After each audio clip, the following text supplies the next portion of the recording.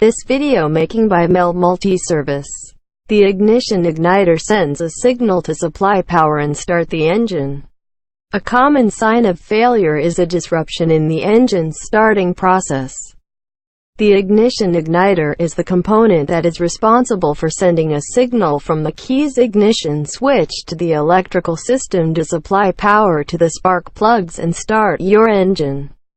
Once the driver turns the key, this component tells the ignition coils to fire, so that the spark can be produced for cylinder combustion to occur. In some systems, the igniter is also responsible for advancing and retarding the engine's timing. This component is not commonly inspected during a routine service check, as it's designed to last the life of the vehicle. However, it can wear out due to extensive work or an electrical system overload that burns electrical components inside the ignition igniter.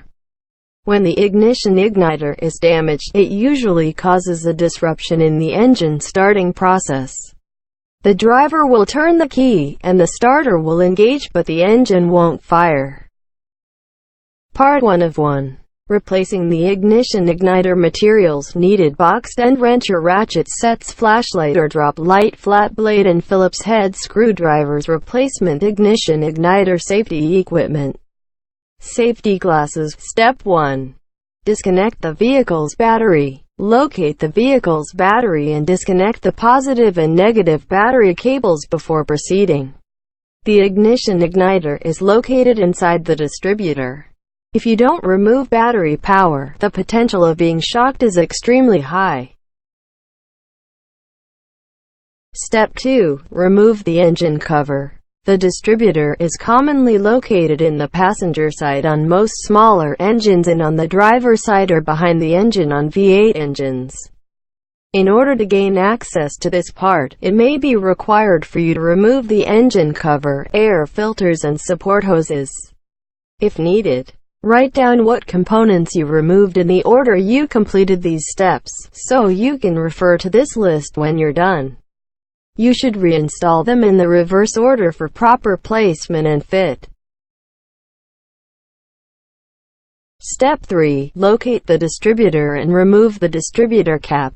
After you've removed any components that are obstructing your access to the distributor, remove the distributor cap. Most of the time, the distributor cap will be held on by 2 or 3 clips or 2 or 3 Phillips head screws. Step 4. Remove the rotor from the distributor. Depending on the type of distributor, you will also have to determine how to remove the rotor. Please refer to the vehicle service manual before attempting to remove this component. In many cases, the rotor is held on by one small screw on the side of the distributor, or simply slides off. Step 5. Remove the ignition igniter. Most ignition igniters are connected to the distributor through a series of male-to-female connections as well as a ground wire attached to a Phillips head screw. Remove the screw that holds the ground wire and carefully pull on the ignition module until it slides off of the distributor. Note: make sure to inspect and verify the correct placement of the ignition igniter to verify that you install the new one in the correct position and in the right direction. Step 6. Inspect the ignition igniter module connections in the distributor. It is very difficult to verify if this component is damaged. However, in some cases, a damaged ignition igniter will be burnt on the bottom or may be discolored. Before you install the new part, make sure the female fittings that connect the ignition igniter are not bent or damaged. If they are, you'll need to replace the distributor instead of just replacing the ignition igniter. Step 7. Install the ignition igniter. First, attach the ground wire to the screw that held the original ignition igniter ground. Next, slide the ignition igniter male connectors into the female connection slots.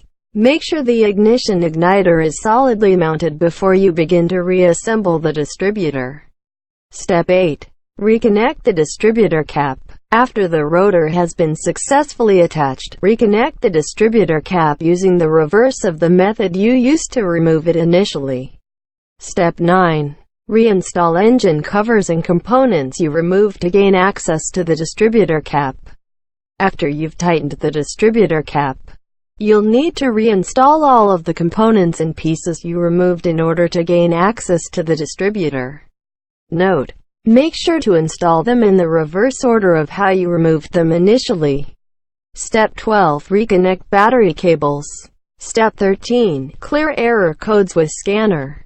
Make sure to clear any error codes before you test the repair with a digital scanner. In many cases, the error code triggered the check engine light on your dashboard. If these error codes are not cleared before you fire the engine, it is possible that the ECM will not allow you to start the vehicle.